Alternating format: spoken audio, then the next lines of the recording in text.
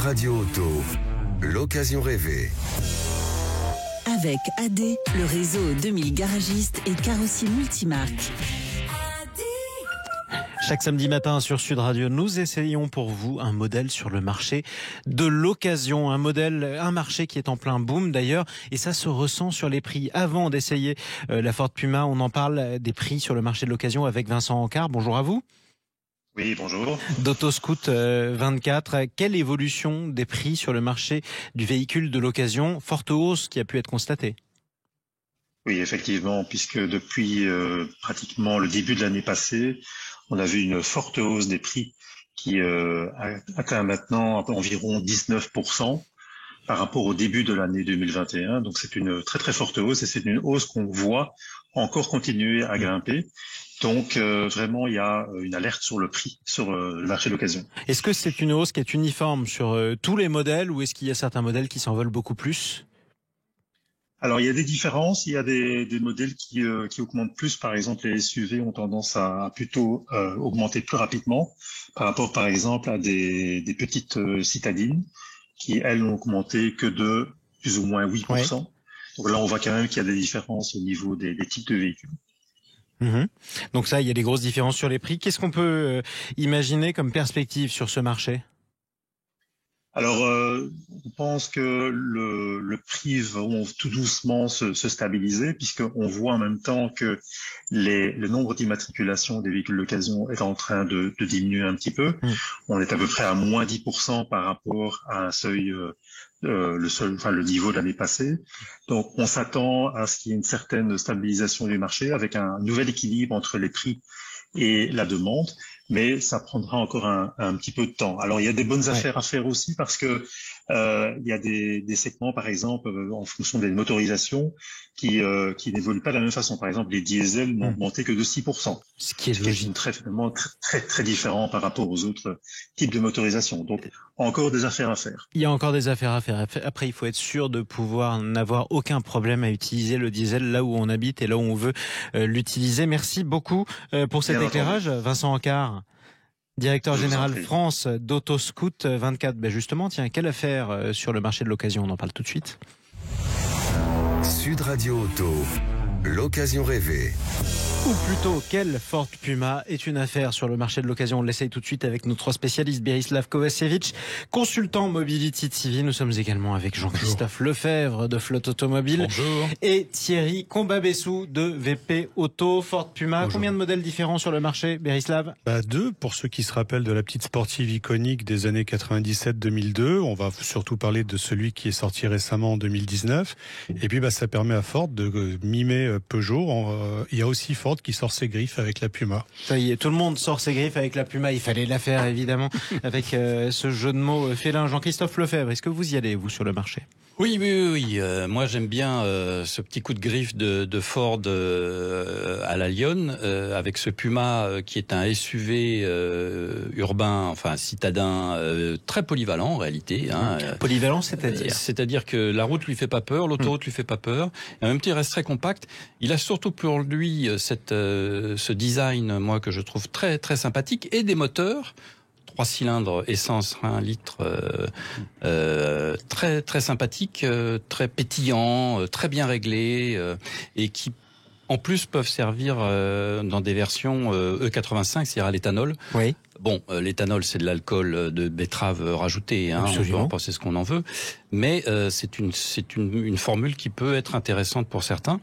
Mais de base, c'est une voiture qui est plutôt très agréable à conduire. Et puis il faut pas dénigrer d'ailleurs en ce moment l'éthanol, parce que vu l'évolution du prix du carburant, c'est vrai que c'est parfois un bon compromis en termes de prix. Thierry Combabessou, parlons du prix justement de la Ford Puma. Alors c'est un véhicule qu'on trouve un petit peu au marché d'occasion, mais pas beaucoup puisqu'il est récent. C'est un véhicule qui n'a pas été qui est encore conservé par les loueurs. Oui, mais je voulais venir, ça veut dire qu'il est rare sur le marché de l'occasion. En général, ce qui est rare est cher. Est-ce que c'est vrai? Alors on arrive à trouver des Ford Puma de 35 000 km entre 20 et 35 000 euros en fonction des définitions. La version la plus recherchée, c'est la version ST Line, qui est une version plutôt bien équipée.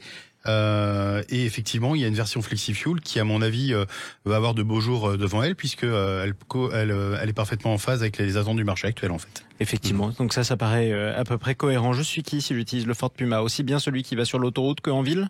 Berislav. Alors, une grosse proportion de clientèle féminine, c'est un peu le carton chez Ford, un peu comme pour Mini dans le groupe BMW. Grosse clientèle féminine, plutôt jeune, avec généralement un seul enfant. Même si le coffre est de bonne taille, on l'a dit, elle est habitable, y compris dans le coffre. Et il y a cette fameuse méga box de 80 litres qui peut servir aussi à dépanner. Ford a vraiment tout réussi sur ce véhicule. C'est un vrai carton, recherché, cher. Et la motorisation passe même de 125 à 200 chevaux avec le même moteur. Et là, on retrouve carrément un véhicule avec des griffes acérées parce que des performances dignes de Golf GTI du meilleur temps. Tiens, faisons un petit point sur le marketing, sur le ciblage de la clientèle. Qu'est-ce qui fait, Jean-Christophe Lefebvre, qu'un véhicule va plus plaire à des femmes qu'à des hommes en France? Oh là, alors là, c'est difficile. Effectivement, chez les constructeurs, ils s'arrachent les cheveux tous les jours pour savoir comment ils vont cibler effectivement un véhicule. Peut-être y arrive-t-il sans même le faire exprès, par exemple? Oui, alors si, quand même. Il y a un design qui plaît plus ou moins en fonction de la cible que vous visez. Hein. Les Allemands du premium, ils visent pas de jeunes femmes qui ont 25 ans et un pouvoir d'achat pas très élevé. Donc ils font du... Ce sera un quinquagénaire, BMW fait du classique. C'est ça. Mais après, certains ont pu vouloir rajeunir, comme Citroën ou Mercedes. Absolument. Rajeunir leur clientèle en faisant des designs plus féminins, plus dynamiques, plus sportifs. C'est le cas aussi de cette Puma.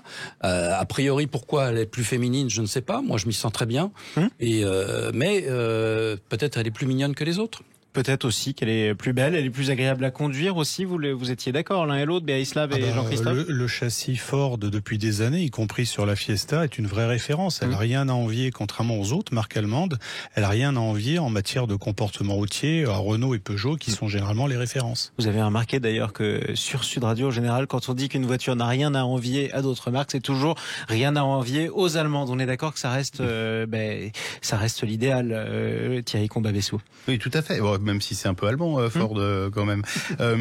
C'est un crossover qui est complètement dans l'air du temps. Et le châssis de la Ford Fiesta, c'est un excellent châssis.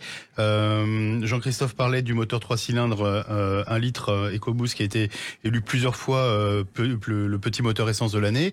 Donc c'est dire qu'il est bien reçu.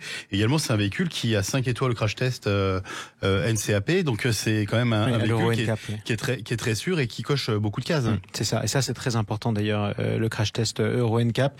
Quel défaut du coup au Ford Puma, Jean-Christophe Lefebvre? Moi, je dirais attention quand même au moteur EcoBoost dans sa version E85, donc éthanol, parce que la surconsommation d'éthanol est importante. Hein, c'est au minimum un tiers en plus. D'accord. Donc ça veut dire qu'il faut... Ça explique votre scepticisme tout à l'heure quand vous faisiez allusion à l'éthanol. Non, oui. Alors, bon, il y a la surconsommation. Il y a surtout que moi, je transformerai pas de la betterave à sucre en carburant.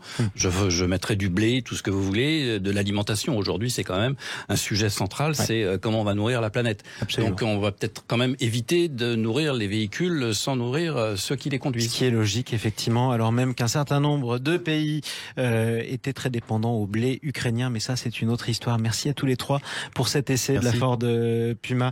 Berislav Kovacevic, consultant Mobility TV, Jean-Christophe Lefebvre de Flotte Automobile et Thierry Combabessou de VP Auto. À un prochain samedi pour essayer un véhicule d'occasion sur Sud Radio. Bien sûr.